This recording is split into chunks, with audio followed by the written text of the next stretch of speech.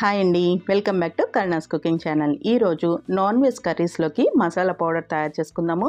Non veg starters, chicken fry, bagara rice, నాటుకోడి పులుసు, పీతల ఫ్రై, రొయ్యల రెసిపీస్, ఇంకా ఏ బిర్యానీలోకైనా కానీ ఒక్క స్పూన్ వేసి చూడండి, టేస్ట్ చాలా బాగుంటుంది.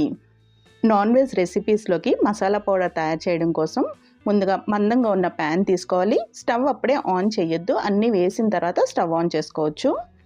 2 టేబుల్ స్పూన్లు ధనియాలు, 1.5 టేబుల్ స్పూన్ జీలకర్ర, 1/2 టేబుల్ స్పూను మిరియాలు, 4 ఇంచులు దాల్చిన చెక్క, 1 టేబుల్ స్పూన్ లవంగాలు, 8 నుంచి 10 వరకు యాలుక్కాయలు వేసుకుని ఇప్పుడు స్టవ్ ఆన్ చేసుకుని లో ఫ్లేమ్లో పెట్టుకుని వేయించుకోవాలి. కంటిన్యూస్గా గరిటతో కలుపుకుంటూ ఉంటే మాడిపోకుండా ఉంటాయి. తక్కువ క్వాంటిటీలోనే చేస్తున్నాం కాబట్టి అన్నీ కలిపి ఇలా ఫ్రై చేసేసుకోవచ్చు. కొంచెం ఎక్కువ క్వాంటిటీ తయారు చేసుకునేటట్టయితే జీలకర్ర విడిగా, ధనియాలు విడిగా అన్నీ సపరేట్గా ఫ్రై చేసుకోవాలి. 1 నిమిషం ఫ్రై చేసిన తర్వాత ఇలా వేడి ఎక్కినాయో లేదో చెక్ చేసుకోవాలి.